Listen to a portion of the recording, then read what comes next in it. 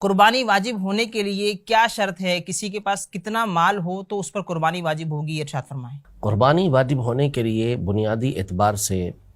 بندے کے پاس 52.5 تولہ چاندی یہ ہونی چاہیے، یا 52.5 تولہ چاندی کے برابر اتنی رقم جو اس کی ضرورت کے علاوہ ہے،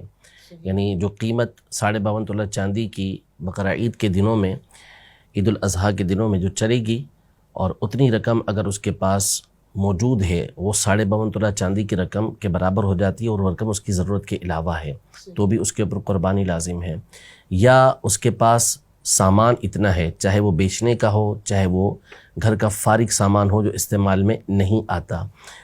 اس کی قیمت جو ہے وہ 52.5 تولہ چاندی کی رقم کے برابر ہو جاتی ہے۔ تو اس صورت میں اس شخص کے اوپر قربانی لازم ہو جائے گی۔ یا پھر یہ سب تھوڑے سی ہیں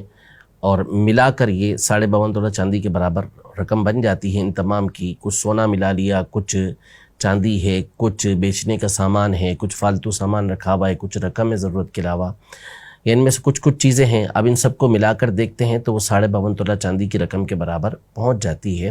تو ایسے شخص کے اوپر قربانی لازم ہوگی، اسے قربانی کرنا ہوگی۔